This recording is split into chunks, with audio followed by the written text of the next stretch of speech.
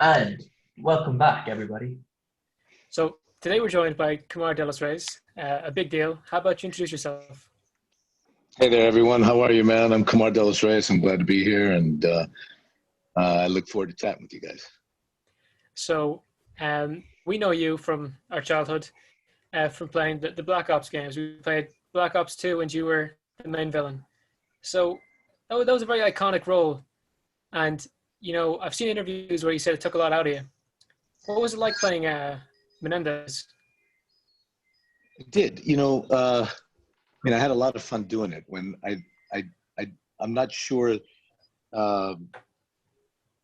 any of us really knew the life that Menendez was going to take on until I got the pages in front of me, and then I really started to kind of play with the role, and then I kind of brought my interpretation of who I thought Menendez was, and Dave Anthony, he kind of fell in love with the guy, and it was just a huge physical, mental, and emotional undertaking, and that I just trying to bring this guy to life and to try to make him as real as possible. So it was a lot, Yeah. When we spoke to James C. Burns, he said the chemistry on set between you and him and the other actors was good from the get-go. So that really helped in making on a Ted Think storyline happen. So that helped a lot. I still talk to James. I stay in touch with James. He's one of my close friends, and of course Dave Anthony also. I do see a lot of occasionally I'll run into some of the guys from Treyarch, but as far as the other actors, I don't stay in touch with. No. Yeah. And correct me if I'm wrong, but when Black Ops 2 came out, it was the biggest game of all time when it came out. I think it was. Yeah, I think it was. Yeah. At the time, yeah. Yeah, that's a good thing to be putting on the CV. Villain in the best game of 2012. That was a big. Not a bad resume at all. Yeah, not bad at all. Sure, the world was supposed to end that year, wasn't it? No, it's funny because you would think it would be. It's a big deal, but in a different world. It doesn't translate, or then it didn't translate from video to, let's say, my television career or my film career. No one really gets it that way in the industry. It's just they're really two separate things.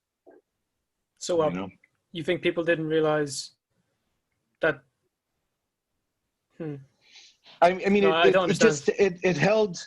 It really held no weight whatsoever. You would think that, he was part of, this amazing franchise, and he was, this villain and the lead guy. And it doesn't translate to, then he'll make a great lead guy or a great villain on television.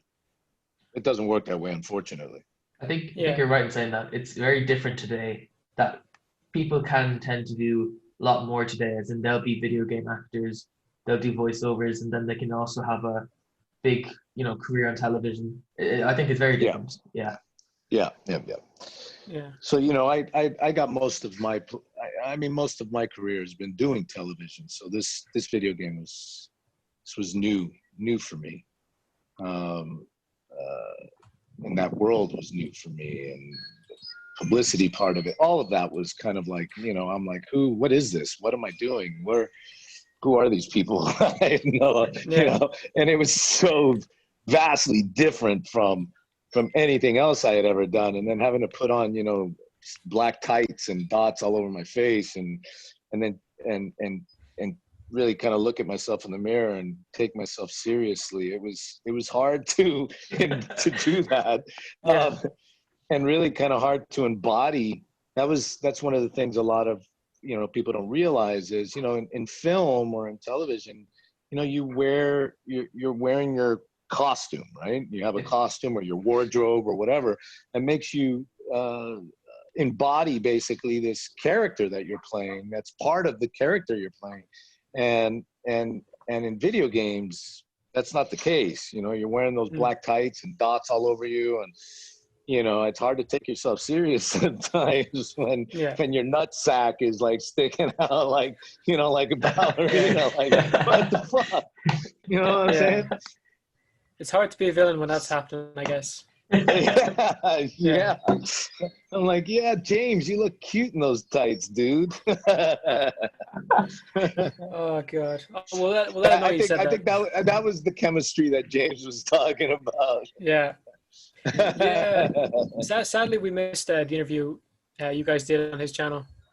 That was fun, man. I had a great time with James, man. He's my dude. Oh, he's a great guy, and you know, it was hilarious when we interviewed him, because like some people do it like very professionally. If they get an interview, they get in like an office area, they chill, and you know, you're sitting out on like, I think, a balcony, and you just chill. Yeah. He was doing a barbecue, and he had the camera facing the barbecue while talking to us. What a guy! What a guy! I love it. Yeah, one of our earliest guests as well. Oh, what a guy! I love it. He's a really great guy. He is.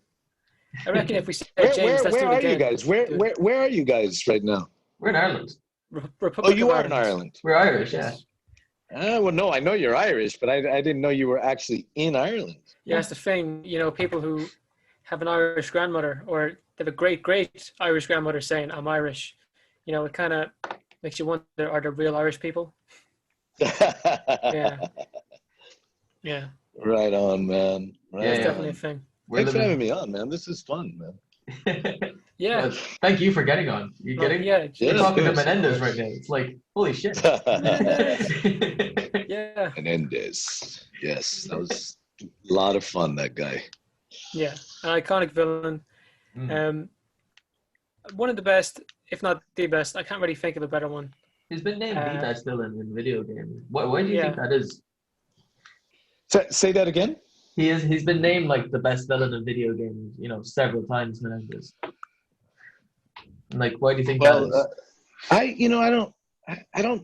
don't know, man. I mean, I'm flattered, obviously. I mean, it's you know, I did what I did, and you know, I've never even actually seen my performance, to be honest. I've never played the game, so I wouldn't even know what it is you guys are talking about. I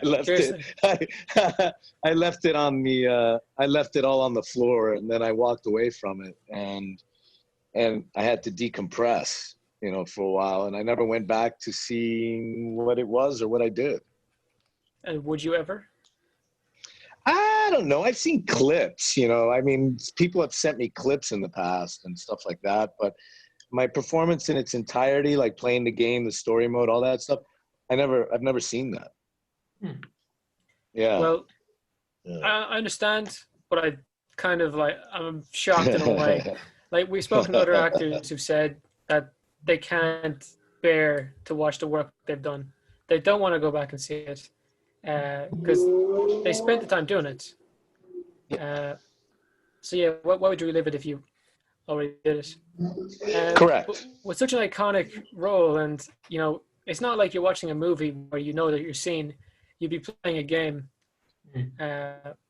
Yeah. Well, that's true. But yeah, I mean, I guess I never looked at it that way, but who knows? Who knows? I know that my son has played it and or used to play it. No, I think he might actually still play it.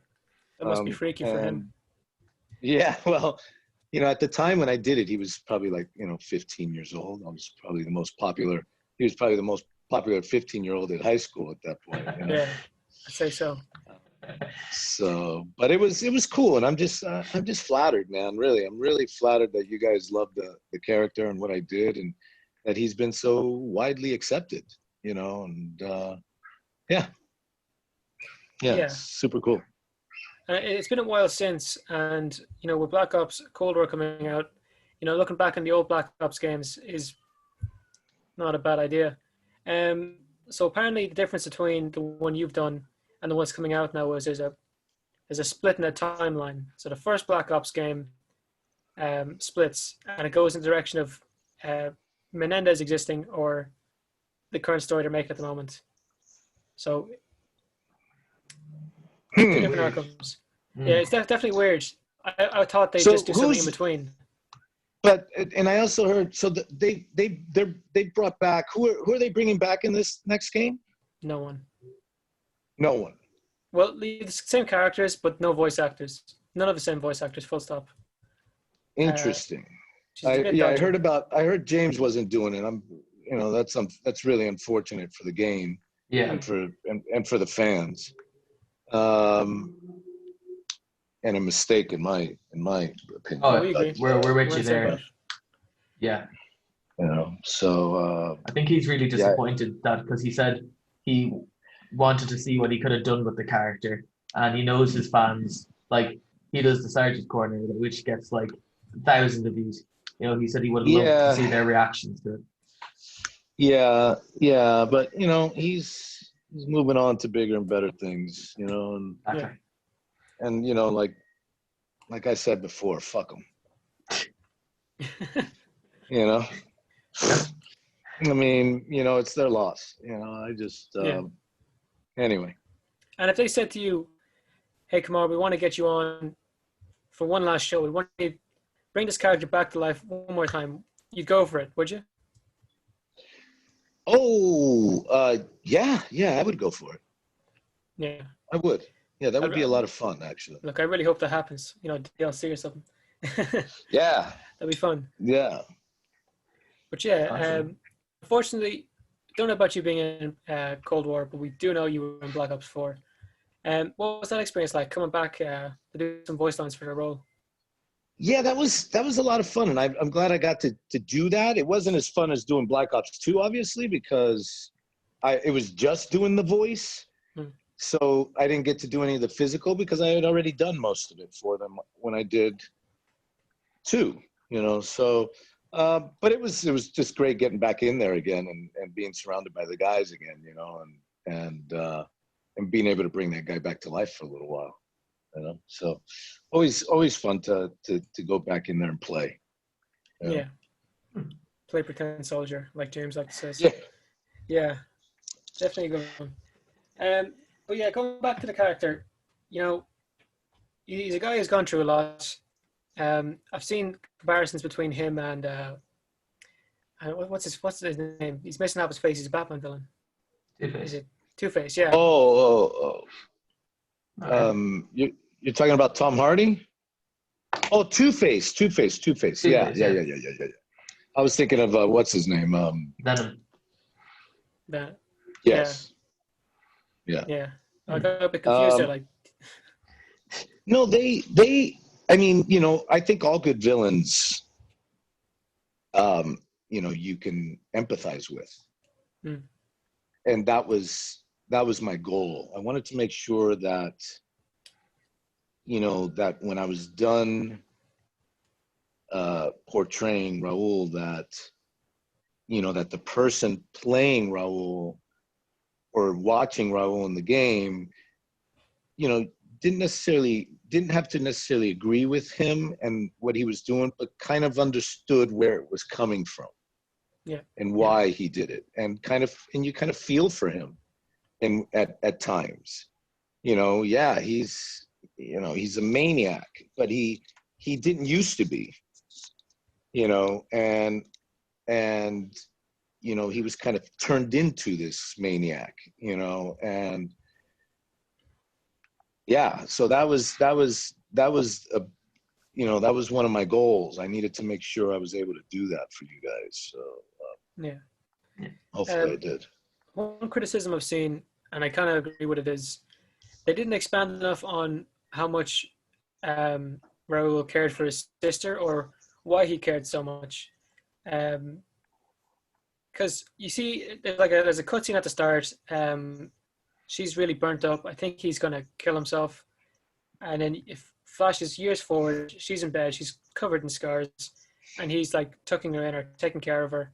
But besides that, it doesn't really delve into deep about their relationship.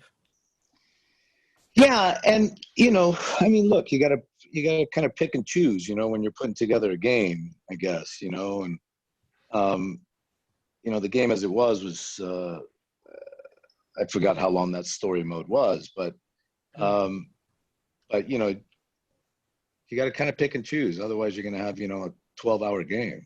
You know what I'm saying? Or a 12-hour storyline. I don't know.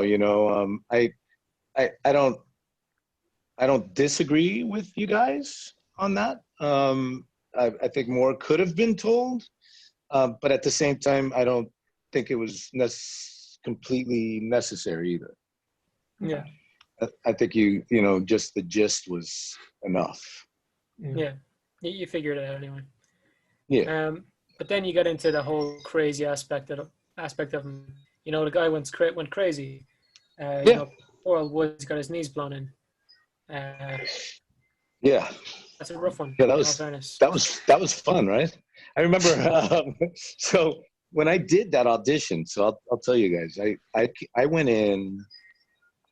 So when I first got the audition, I didn't want to go in on it. Now, mind you, I had never gone in for a video game audition, and at the time, the audition didn't come through as Call of Duty. It was called something else. It was like Pegasus or something else, and so I was like, fuck this, I'm not going in for some fucking video game.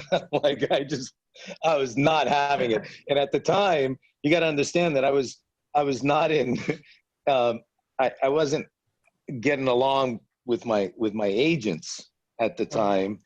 And so and then so I felt like they were just sending this audition just to kind of shut me up, and appease me, so I had this chip on my shoulder, and I was pissed.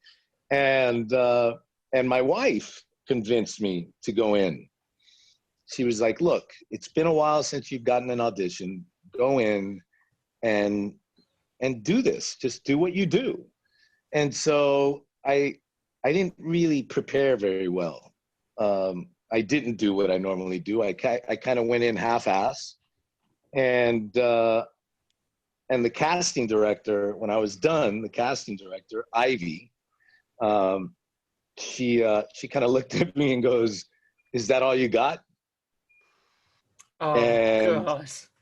And I was like, and I was like, did she just fucking challenge me? And so I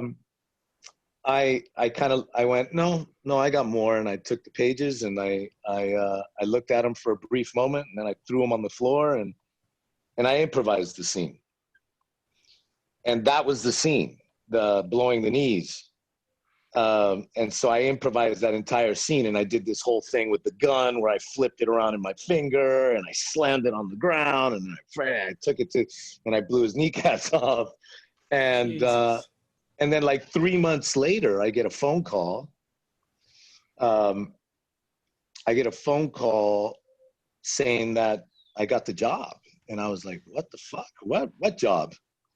And they're like, the video game you went in on. And I had totally forgotten about it. And they were like, you're meeting with the director at Treyarch on such and such day. And I was like, and I still had no idea this was Call of Duty I was doing. So I go to Treyarch in Santa Monica, and I'm waiting in the waiting room, and I start looking around. I noticed that I'm surrounded by Call of Duty posters. And then I'm like, wow, that's the game that my son loves to play. And then I'm like, oh, I played that game with my son. Oh yeah, and I start looking around, and then just as I'm looking at all the posters, Dave Anthony walks out. And he goes, have you figured it out yet? And I went, huh? And he goes, we'd like for you to play the new villain in the new Black Ops, in the new Call of Duty game. And I was like, get the fuck out of town. Call of Duty? What? So, and that's how that went down, So you were aware of how big a deal Call of Duty was at that time? I wasn't. I mean, I knew because, you know, at the time I had a 14-year-old or a 15-year-old. And so I know that he used to play all those single shooter games. And the one game that I have played with him in the past was Call of Duty. So that's how I kind of knew. But I still had no idea how big the franchise was. I had no clue. Yeah, It's I massive. think, and that was probably a good thing going in, you know, as an actor, because it was probably there was less pressure. You know what I'm saying? yeah. I'm Because pretty sure. had I known, I probably would have been like, oh my God, I got to do my best job. I would have got all nervous and fucked up. Yeah. Who knows, you know? I get you. I wonder, do you now know how big it is? 'Cause I get the feeling you don't. Yeah, I'm starting to. Yeah, I got it. I do. I'm pretty sure every time Call of Duty have released a game, it's been the highest selling game of that year. Yeah. Yeah. I It's- think Black Ops 4 broke that. It didn't, as far as I Did it know. not? It's People were disappointed because no campaign. mm. But apparently they had a concept for a campaign. James told us about They that. they did what? But Black Ops 4 didn't have a campaign. So it didn't have a story mode. Oh, right. They Yeah, he did planned mention one. that actually. Yeah, he mentioned that when I did his show. I didn't realize that. I don't really keep up with it. So I learned most of my stuff from you guys and from James. There you go. Yeah. I guess in terms of actors who've been involved in Call of Duty games, he does the most. And it's unfortunate that he's been taken out of the next game, especially because he's it's not dead. bullshit. He can play the character. The character's supposed to be older now, so of course he can do it. Yeah. No, it's you know, it's bullshit. Anyway. It's certainly a loss on their part. Mm. Yeah. Yeah. I suppose, what can you do? So, you know, you weren't born an actor, or maybe you were. How'd you get into acting? Oh, man, I kind of stepped in shit. I like Is to that say easy? that only yeah, I'd like to say that only because I didn't set out to really be an actor initially. You know, what I was going to, you know, I come from a musical background, you know, 4 generations of musicians in my family. Everyone's a professional drummer. And, you know, I've got a brother who's the drummer with Chicago, the band, and my other brother's the percussionist with the Zach Brown band. And my dad's a really, you know, well-known percussionist drummer in his circle, in his world. And his father was a famous trumpet player, and his father's brother was a famous trumpet player, and all that stuff. Anyway, so I grew up with surrounded by music and surrounded by performers and artists that, you know, and I grew up in Las Vegas, you know, so I was always on stage with my dad. And can you hear me? I can hear you. Yeah. Oh, okay. You went out there for a second. I wasn't sure. That other guy's got so it. Go on. Yeah. So I spent a lot of time in the showrooms and backstages of Las Vegas growing up. And I, you know, I love to perform. I love to sing. I love to dance. That's how I initially got started in this business. And then I moved out to Los Angeles to, you know, when I came out here, it was like the craze of MTV music videos. It was like the biggest thing you could do was to do a music video. You know, it was like the hottest thing. So my goal was to like be on a music video, you know. It was like, that's what I was going to do. Sounds fucking ridiculous right now, but that's, you know, like my goal as a dancer was to get on a fucking music video. So, and I, you know, I came out here with that goal in mind. And then I realized, you know, kind of reality hit. And I realized, you know, how dancers got treated sometimes on the set of films. And, you know, they were the hardest workers, and they get treated, you know, just shitty. And And so I was like, man, I think I could do this acting thing. Like, I kind of like the way those guys get treated. Unfortunately, that's the way it was, and but that's how I came out here to be a dancer, performer, and I got myself into acting class, and one thing led to another, and here we are. Yeah. Actually, with most actors we talk to, it's just kind of a thing of, oh, I fell into it. So I guess that's similar there. You didn't set out to become one, but in the end you did. Yeah. I mean, as a child, I'd love to be able to say, like, as a child, I wanted to be an actor from the time I was born. I didn't. I wanted to play the trumpet, and I wanted to sing and dance. One thing I knew for sure when I was very little is that I wanted to be out front. I did not want to be in the back where my dad and my brothers were. Even though they're not, obviously, from a professional level, they're not in the back, but physically they're in the back of the band always, right? The drummer's always like kind of in the back. And I never wanted to be that, I always knew that I wanted to be out front, either dancing or with a mic in my hand or something. I guess you could say I was a bit of a ham when I was a kid. Well, you're from a musical background, whatever. So why not? Why not? Yeah. I mean, it's cool, man. I did musical theater for years, and I can see why you wanted to do it. Like, I did acting and dancing, and we were talking to Dominic Burgess yesterday, and he was just talking about how hard it is sometimes to get into acting, and how you're always relying on the next paycheck kind of thing. And oh yeah, paycheck to paycheck. It can be tough, Yeah. I mean, like, I don't wish this, on the career I chose on anyone. It's, you better fucking love it. But I say that about, anything you do, you better love it. But this, for acting, for sure. Yeah. I mean, you really, because 99% of the time it's rejection. You live in rejection, and then that 1%, or that 0.5% of acceptance is what keeps you going. Yeah.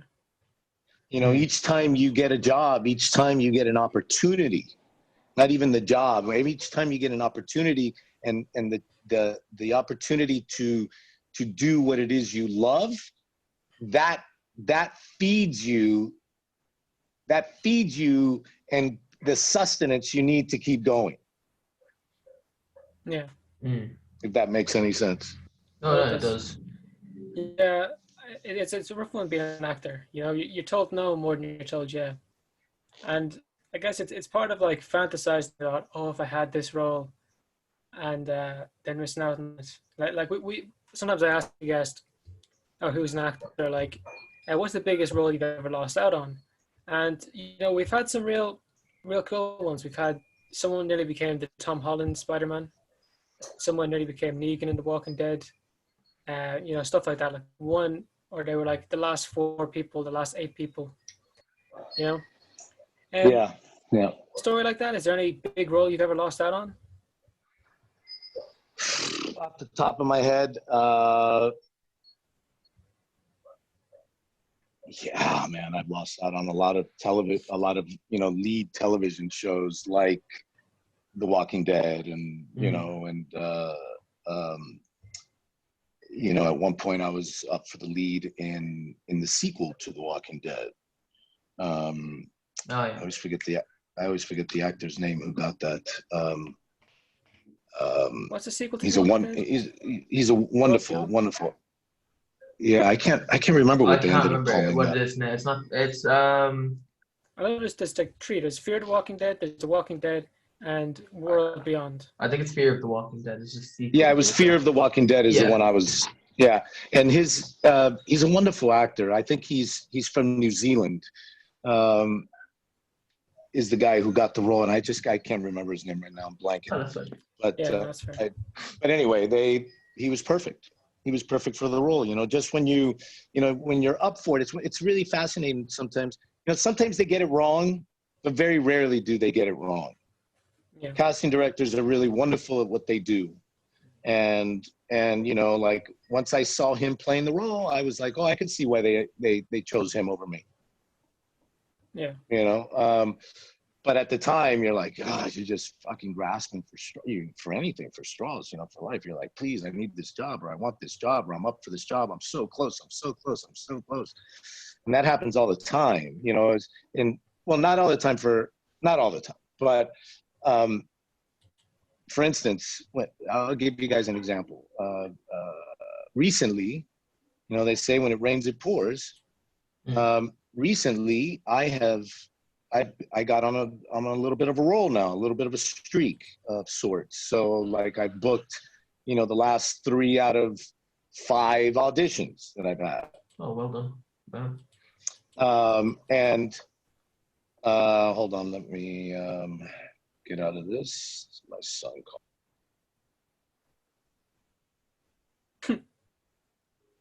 So this has never happened before. No, it hasn't. Kamar de los Reyes disappeared. Actually, do you know what, Jared? The last time this happened, it was the James interview. Oh my god! Do you remember how bad that was? But the problem was with that, we just split it into 2 segments.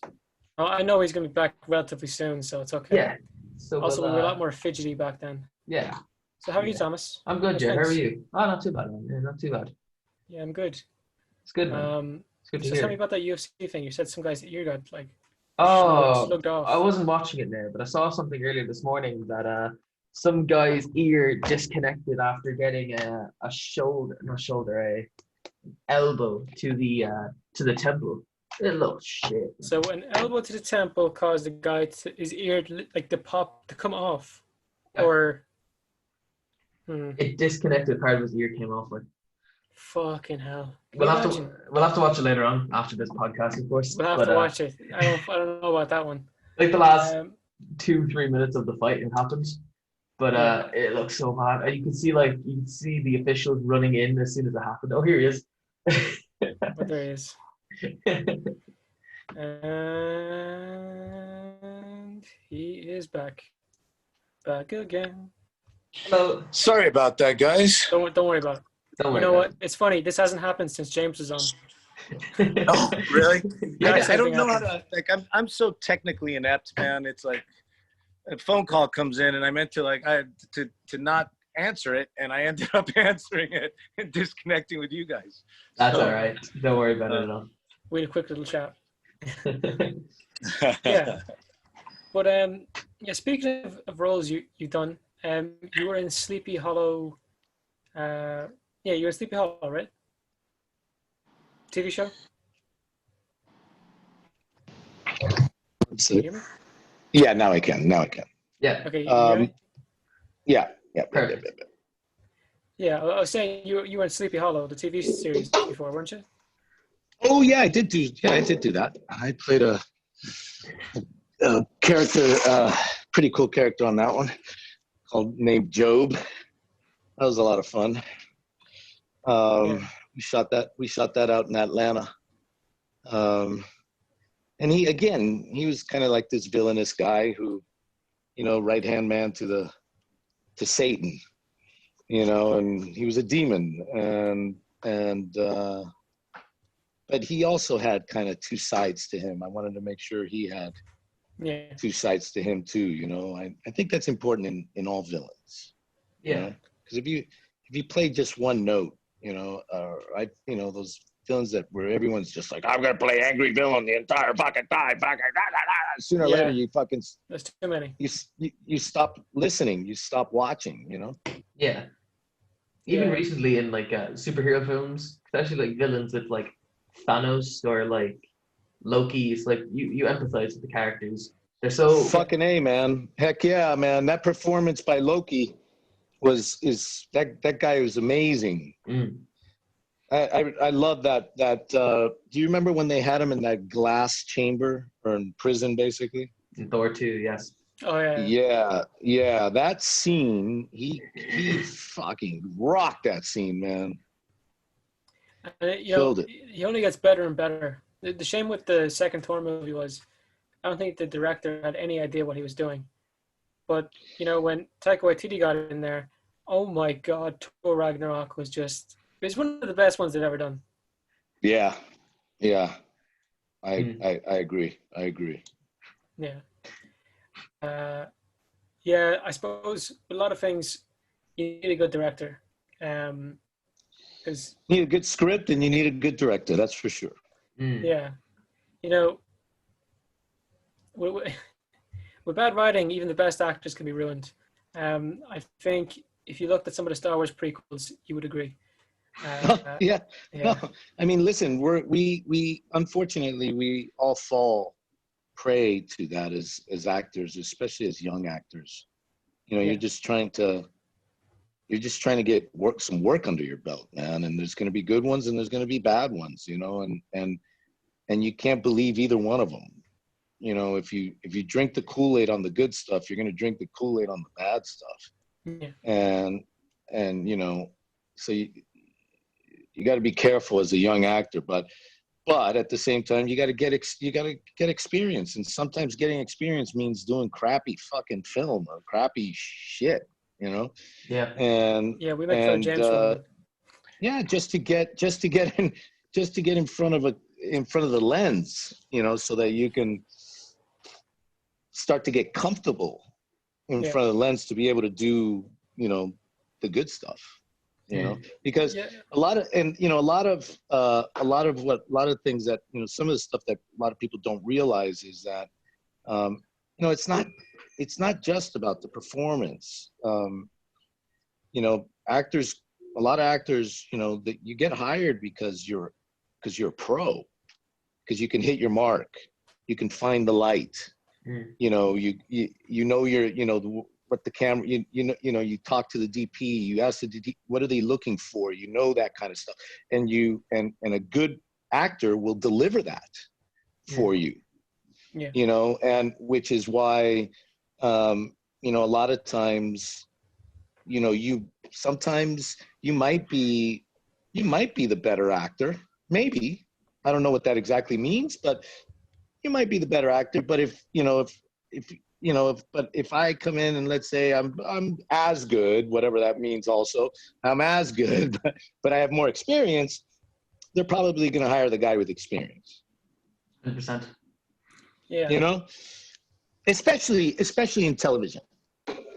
Yeah, especially in television. Yeah. That's just my opinion, obviously. So that's a pretty accurate opinion. Take it for what it's worth, which is about fucking 2 pennies. Yeah.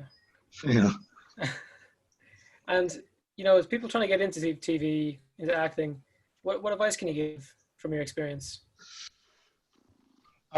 Always do you. I know that sounds really kind of simplistic, but always do you. Don't try to be someone you're not. And what I mean by that is, hold on. Isn't that what you're doing in acting? Well, no, you should always be able to bring some of you into the role. It's why they hire you. Yeah. If everyone came in and did the same fucking performance every single fucking time, then why would you have a bunch of auditions? Just hire the first guy that comes in, because everyone's going to do the same thing. But that's almost impossible. That's impossible to do when every person that comes in is different. So it's just important to always kind of remember that, bring you to the role, and learn to, I'm not really good at this sort of thing, but to learn to empathize. Once you apply empathy, then you can walk in that character's shoes. Yeah. Then the rest will hopefully fall into place. Yeah. But that's deep shit. I mean, that's like years and years of class, and so look, let me back up. Get into class, get a really, really fucking good coach and study your ass off and always do you. Yeah. That's the best advice I can give. And you know, don't just assume that, oh, that looks easy, I can do that. The guys that are doing it have been doing it for a really, really fucking long time. They know what they're doing. They've studied. They're pros. And that's what you kind of want to do. You want to put in your, you know, 10,000 hours, you know? Yeah. I suppose you need every one of those hours. Because you were saying you need a lot of experience to be accepted. Yeah. You know, I'm working on this show right now. And unfortunately, I can't tell you guys what it is, but until they formally announce it. But yeah. I'm working in television right now. And when the first day I walked onto set, I probably ran into half a dozen people that have been in my trajectory since the beginning of my career, which is 30 years. Yeah. You know, sometimes I forget, like, I've been doing this shit for 30 fucking years. Holy shit. Like, I ran in, I'm 53. So I ran, like, the lady that's doing my makeup right now on the show was the very first makeup artist I ever had in Hollywood. Oh, wow. That's cool. That's crazy. Isn't that cool? Yeah. Yeah, it is crazy. So, you know, so when we see each other, you know, when we see those people, when we see each other, we have a certain amount of respect for each other because we know how fucking hard this career is, and to stick it out is a big deal. Can you guys hear me? Yeah, we can hear you. Hold on, let me go get my charger here. I'm gonna take you guys for a little walk because I need to get my phone charger. I'm gonna die here. This is so similar to the James one. I love it. It's uncanny. Yeah. You've got a very nice house. Oh, thanks, man. Well, it's beautiful. And the view is beautiful as well. You want to see the view? Check this out. Oh, that's so nice.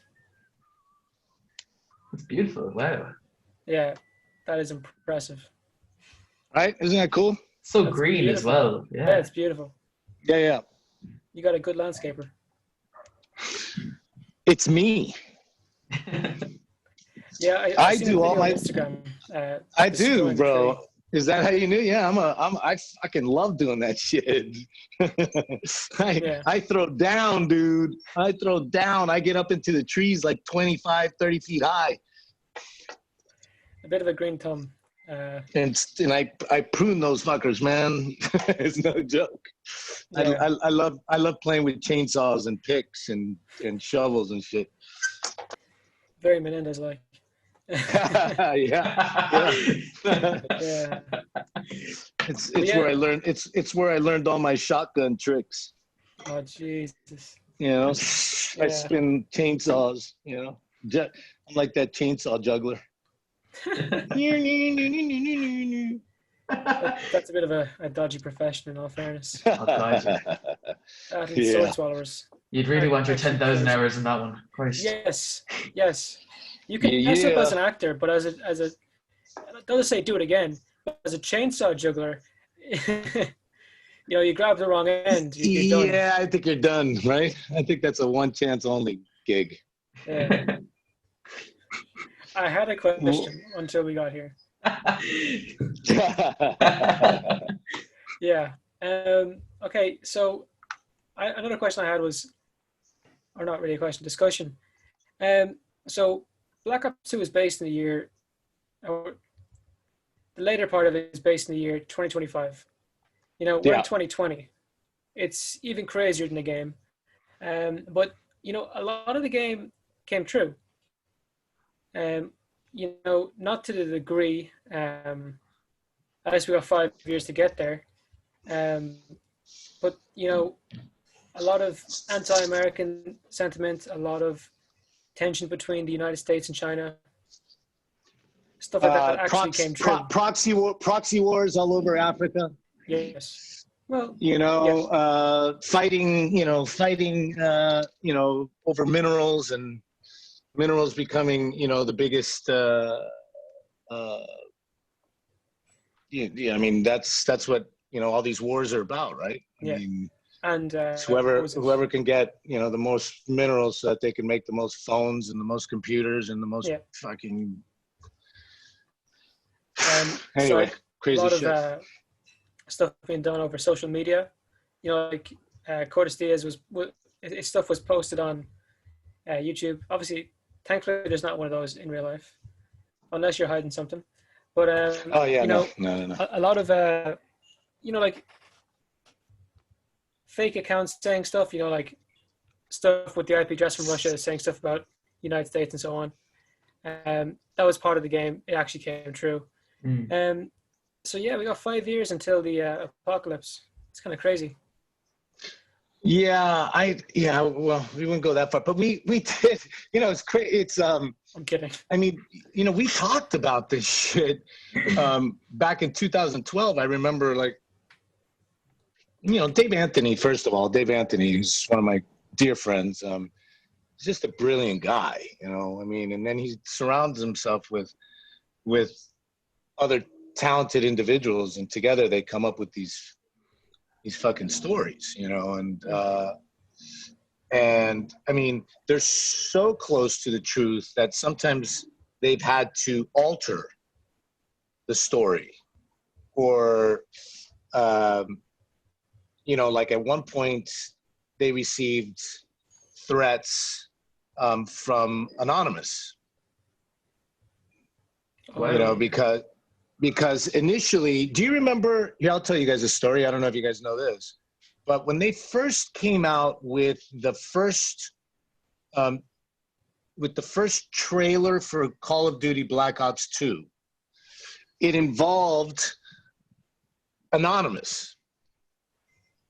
They didn't show Raul Menendez, and Anonymous thought that they were using them as the main villain in Call of Duty Black Ops 2, and they sent an email to Treyarch saying to cease and desist, or they would fuck up the game.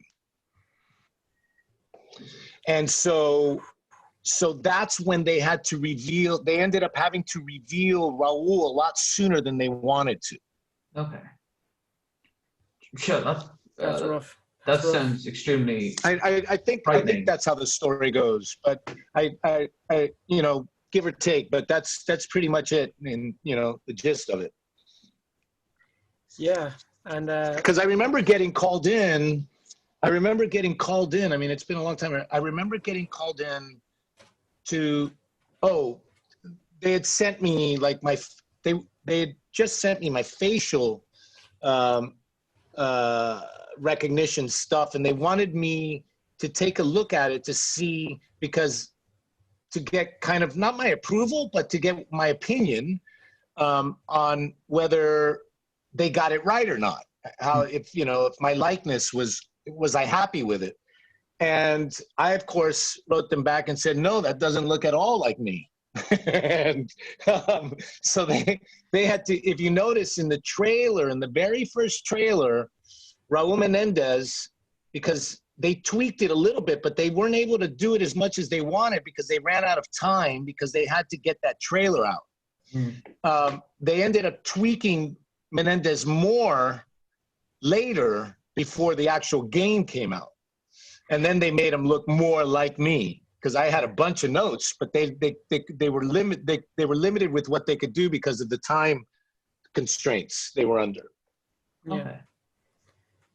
Yeah, I suppose making a game is a lot of pressure, especially nowadays. Oh man, you hear about those guys being stuck in their office, typing away, trying to make the smallest of things for ages. It's amazing how, I mean, it's still, I mean, what does it take? From its inception, I think it takes up to like 4 years total to make one game. I believe so.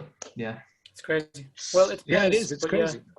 I mean, it's kind of that's why you have all these different Black Ops games, because they're trying to fill in the holes. While one, so that when one comes out, another one fills it in, and then, Yeah. It's So, it's a crazy one, definitely.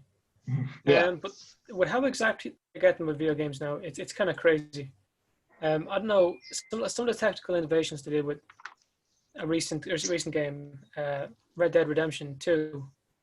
They put in such a level of detail that it was actually funny. What's one of them? Uh, Someone had the code, and they spent a long time coding it. No You breathing idea. fire? I was breathing fire.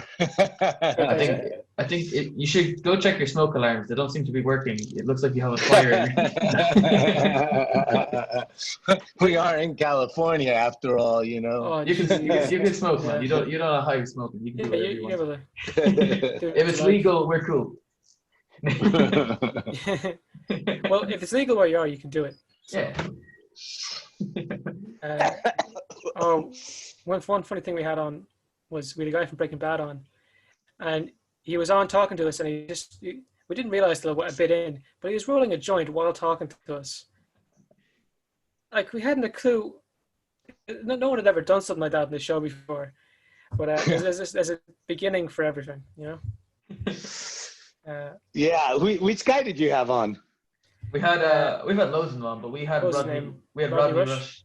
He played combo, but we've had like Skinny Pete on. We had the guy who worked for Gus, who got killed with the box cutter. Great scene. Oh, right on. Yeah. I'm a big fan Right of on, Breaking Bad, man. so You found that? Hey, and how are you guys doing over there with the whole COVID thing? We're in our second lockdown, and it's worse than our first. Really? Yes. Yeah. Pretty Sadly. bad. And so tell me what does lockdown look like for you guys? What does that mean exactly? I mean, Unless you're going for shopping, education, shopping is only food. Education or work, you cannot leave your home unless it's within 5 kilometers for, I think, exercise purposes. Yeah. That's kind of how it is. It's a lot stricter than other places. and what about what are the numbers like there? Do you know off the top of your head? We have Yesterday, around 300 to 400 a 500 day. cases. Yeah, but for us, a population of like 4 million, that is quite a lot. You know. Yeah. Yeah. It's Wow. And it's concerning because our population density is tiny. Absolutely tiny. Where in Ireland are you guys? Dead Midlands. center. In the middle. Say that again. In the Midlands, like right in the center. Midlands. Gotcha. It's a place called Offaly, hence the name of the podcast, Awfully Irish. Awfully Irish. It's awful, I'll tell you that. Yeah, it's shite. Yeah, no, it is. No, it is seriously devoid of anything, and it's always raining. Is it really? Honest to God. Always raining? Always. Ireland has about there's about 3 cities maybe max. I've always wanted to visit, man. I've always wanted to visit. I've always been told that it's stunning. Do you have any Irish ancestry? I don't. 2%, 1% maybe. No, I don't. But Irish guy walked past you once. But I'd love to. So I'm serious. The excuse is like, this is call yourself an Irish American. Oh. I have like some of my dearest friends are Irish. Is that close enough? Oh, I mean, Sure. why not? There you go. Yeah. Yeah. No, but yeah, you should come here sometime. It's really good for tourists, especially in places like Dublin, Kerry, Donegal. It's a beautiful place to come to. Like, go away. Just stay away from Offaly is the only advice we tell you, because you never get here on purpose. that you don't. They build the motorways around us just so you don't have to go into it. Yeah. I've always been. That's hilarious. I've always. I have a friend of mine that goes every year and rents a castle. He rents a castle. Right. Is that Spencer Garrett by any chance? What's that? Is that Spencer Garrett by any chance? No, but I can't remember where though. He always tells me, but I just can't remember where. He's invited me to come up a bunch of times. I just never been able to go. If you can find out, we'd like to know. Text your friend after the podcast and maybe find out and send it on. Because like I'd like to live in a castle. Like that'd be cool. Well, obviously, depending who they are. Yeah. Yeah, I mean, are they common? No. Yeah. No, you'll drive past the castle accidentally. On my way to Thomas, I drive past two. On my way down to Dublin, I pass one. Okay. It depends. Like, Offaly doesn't have many castles. It has the most haunted castle in Ireland, apparently. We've been there. But if you go like to the more southern parts or towards the coast where Britain was, or where Britain is, not was, you understand, to try to stop them invading, there's a bunch of castles. Like from days So wait old. a second. So tell me what's that like? Tell me a little bit about the history. You guys got time to do that? What do you want to know? Well, you mentioned some stuff I don't know much about. You see, I'm sweeping right now. Do you see me sweeping? That's Multitasking. As far as Britain and all that, why don't you guys school me a little bit on that? Don't give me that look, Thomas. What's the original date? Man, who knows? British Who knows? invasion. You know, I'll be honest. I'm Irish. I don't know a lot about our history. I know like what they teach you in school, but there's a lot more to it. Jared did like leading cert history, so he's more. I'm super into our history because a lot of it got erased. In the year 1169, Ireland was first invaded by the British, and since then they've never left. We had bits of independence, but never full independence. Still, technically, not really. Northern Ireland is still part of the United Kingdom, whereas the southern bit is the Republic of Ireland.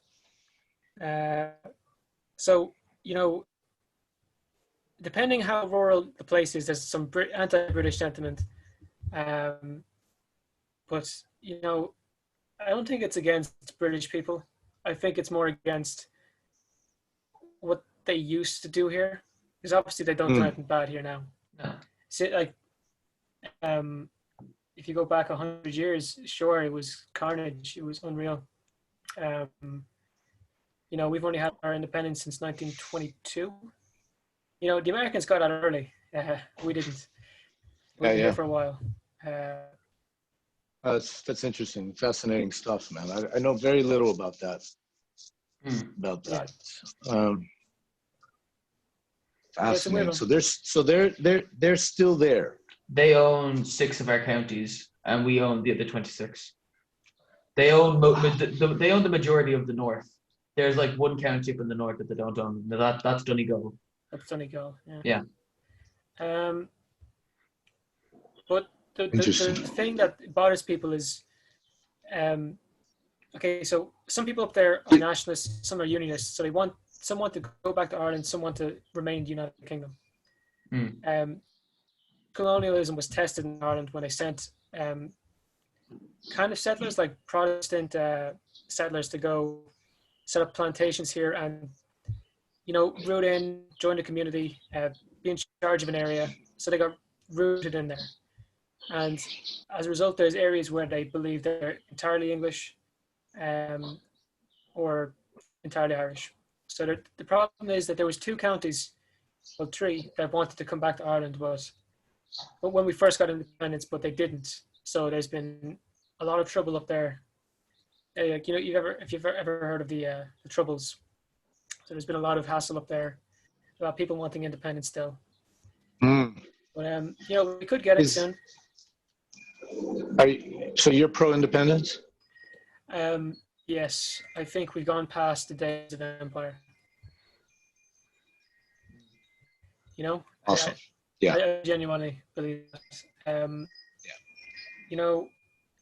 Nationalism. Do you see that happening someday? Sure, yeah. I see it happen in my lifetime. What do you think? Let me ask you this: what do you think it's going to take? What's going to take? Well, here's the thing: it's up to the people. We can't force anyone to come. back to Ireland. If they feel that they're part of the United Kingdom and where they are is their home and they should be there, you can't convince them otherwise. You know, we have our history, but it's their history now. Like I'm not in the business of forcing people out of Northern Ireland. I'm definitely not that kind of person. But if I hear you. certain towns, certain areas say they want to join back to Ireland, they should be given the opportunity to. So say if 2 of those counties said, hey, we want back into Ireland, if we started the process of letting them back in. I mean, yeah. I think that's a healthy perspective. Yeah, I wouldn't go all crazy and say, just take it. Yeah, I think we're well past that kind of stuff, you know? Yeah. But sure, if they feel it's their home, nothing I can do. No. Yeah. Do that. To tell us a bit about Puerto Rico and the United States. What's the deal there? It's like a territory of the United States, is it? Or It protected? is, you know, it's a commonwealth. You know, is what they like to refer to it these days, or, you know. How do you feel about that? Kind of, I don't know, you know, it's hard for me to really have an opinion on it's, look, I can have an opinion. I just don't know how healthy it would be for me to voice that opinion, considering the fact that I live here.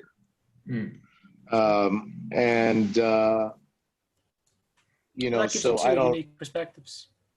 For sure. So I don't, you know, I don't go through what they go through over there, and I don't, you know, and I don't really know their daily struggles and their daily sacrifices and I don't know any of that kind of stuff for real. You know, I'm there, I touch on it every once in a while and I see it from a distance.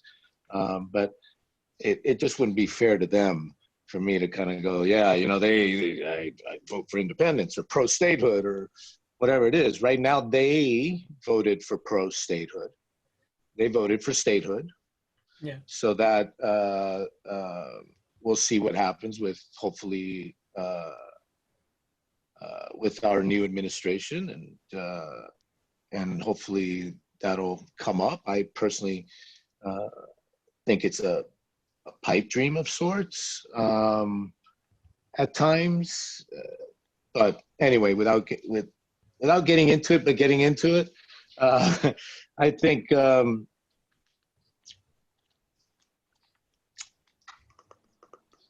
I feel like you're very torn here.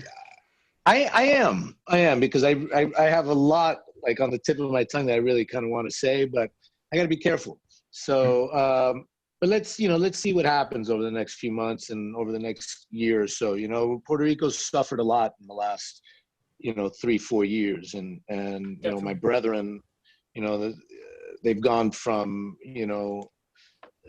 disastrous hurricane, which I saw firsthand, and that literally like laid waste to my our little island, and it was like Armageddon, and and then in the upheaval in the government and overthrowing the governor of the island, and that whole deal, and then earthquakes, and fucking destroying the south side of the island, which is where my mother lives, and it's just been horrible. And then of course, being treated like second-class citizens. When we send young men and women from our island to fight for this country every year, and they have fought, and Puerto Ricans have fought in every single war dating back to, World War II. So I just don't, I think we deserve more, or at least, or at the very least, I think we deserve to be treated equally. Well, at least our people and stuff. But well, we'll see. Hopefully, with with change will come, with hope will come some change. Yeah. Yeah. It's really a phenomenon that somewhere wants to be incorporated to somewhere else. For so long we've had places wanting independence, and very rarely has any country, any group of people ever asked or wish to join another nation. Well, it's interesting. Puerto Rico is and Puerto Rico, we were, the Philippines right. and Panama also have movements towards joining the United States. Yes. Yeah, Guam actually. But yeah, you're right. You're right. I kind of like where they are, status quo. If we're going to keep the status quo thing, I don't know. I mean, could Puerto Rico survive in this day and age on its own? Maybe. I mean, they have great coffee. They have great agricultural.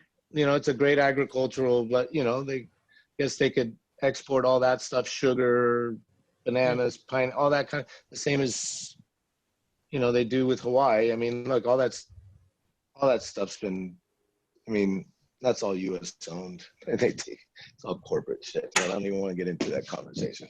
But anyway, here I am.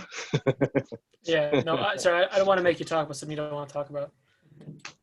Yeah, I start getting angry, and shit starts coming out of my mouth. I can't do that.